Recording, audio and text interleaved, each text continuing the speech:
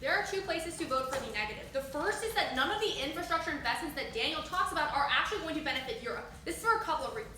First, because the climate evidence that we read tells you that China uses predominantly Chinese labor. The second is that there's no market reciprocity according to Casarini, so these railroads are predominantly going to benefit Chinese companies. And the third is that even if you buy that infrastructure investments exist, they're definitely not going to be built before 2020, meaning that trade volumes are never going to drastically jump before 2020. These impacts show that China is building these railroads and these infrastructure investments primarily to benefit them. We say that is a flawed system that is benefiting China and not these European countries. We say that, and Daniel concedes this in the end of Second Cross, is that he says that the benefits of these infrastructure plans are contingent on China making concessions. So ultimately, the debate comes down as to which side better has negotiating power here.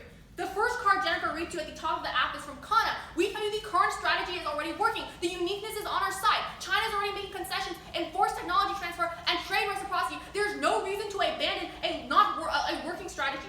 The second is that there is even less leverage when you affirm, because if, as Daniel said and Cal says, that these countries then become so economically reliant on China, they have zero leverage on China because they're so scared that China is going to pull their economic investments, that they don't want to criticize China for anything bad it is doing. That is what Hungary is doing for the South China Sea, for example.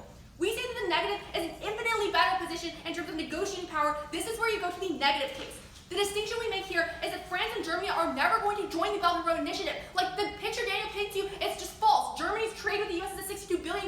Its unemployment is at 3.1%. There's no indication that they need to join. The good thing is that Balding says that because of this, Germany can criticize China. They're losing legitimacy in the status quo.